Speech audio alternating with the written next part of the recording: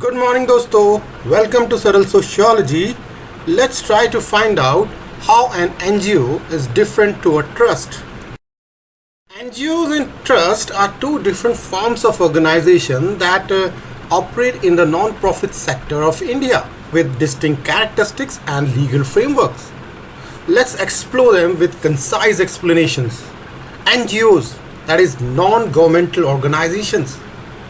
Imagine a busy marketplace where different vendors set up their stalls to provide goods and services to the public.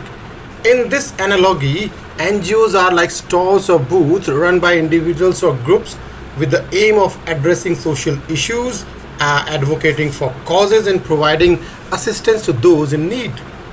NGOs operate independently of government control and often work to fill gaps in areas such as education, healthcare, poverty alleviation, human rights, and environmental protection.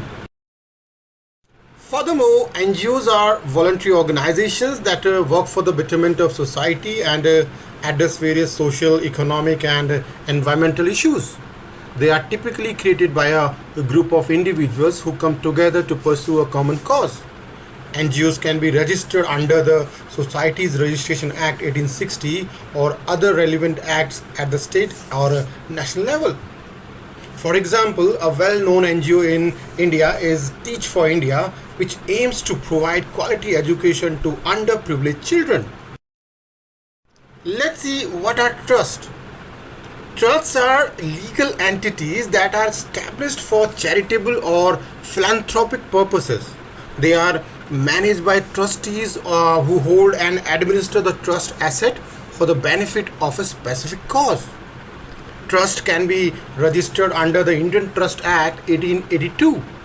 For example, the Tata Trust, founded by Tata family, support various social welfare initiatives including education, healthcare, and rural development. Let's try to understand the concept of trust with the help of an example. Imagine a family that has accumulated a substantial amount of wealth over the years.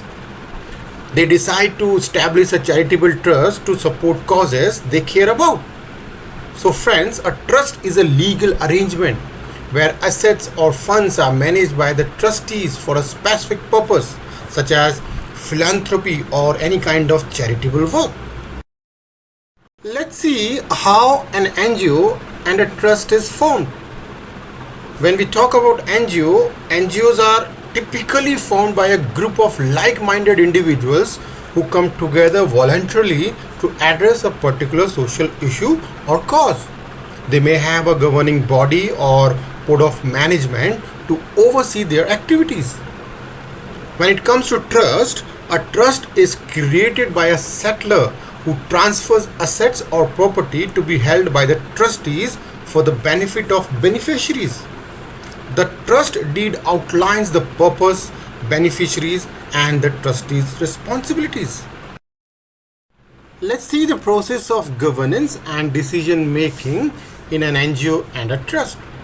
When it comes to an NGO, NGOs often have a governing body or a board of directors responsible for decision making and policy implementation. They may follow democratic processes and have regular meetings to discuss and plan their activities.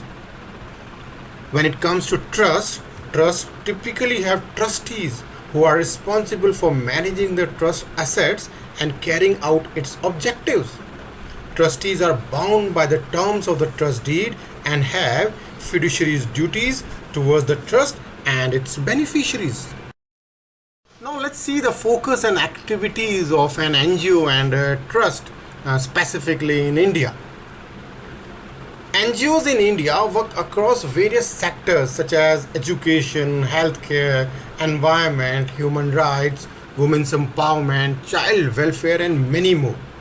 They implement projects, provide services, advocate for policy changes, and raise awareness about various specific issues. Trust. Trust can have a specific focus area such as healthcare, education, providing scholarship, or charitable activities. They may fund and support NGOs or directly engage in charitable activities through their own initiatives. Now let's talk about the funding of an NGO and a trust in India. NGOs in India receive funding from various sources, including government grants, international organizations, corporate sponsorships, individual donations, and fundraising events. In trusts are typically funded by the founders themselves or through endowment made by individuals, families, or corporations. They may also receive donations from individuals or other entities interested in supporting their charitable objectives. Let's see some examples of NGOs in India. Some well-known NGOs in India includes Oxfam India, Teach for India, and Goonj. These organizations work in various sectors such as education, poverty alleviation, disaster relief, and women's empowerment. HelpAge India is an NGO that focuses on improving the lives of elderly citizens by providing healthcare, advocating for their rights, and creating awareness about their needs. Greenpeace India is an NGO that focuses on environmental conservation and climate change advocacy through campaigns, research, and grassroots activities. Now let's go through some examples of trusts. The Tata Trust, the Azim Premji Foundation, and the Shiv Nadar Foundation are examples of prominent trusts in India. These trusts focus on philanthropy, education, healthcare, and social development initiatives. The Akshay Patra Foundation, a trust, manages the world's largest school lunch program, providing nutritious meals to millions of underprivileged children across India. The Kasturba Health Society is a trust that runs medical institutions and hospitals, providing healthcare services to the economically weaker sections of society. Friends, finally, while both NGOs and trusts have similar goals of serving society, they differ in legal structure, formation, operational focus, funding sources, and governance. Both NGOs and trusts play vital roles in the social development and philanthropy in India.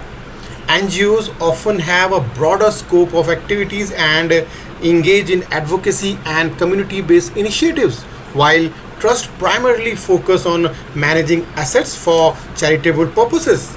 However, it's essential to note that the specific functions and activities of NGOs and trusts can vary based on their respective missions and objectives.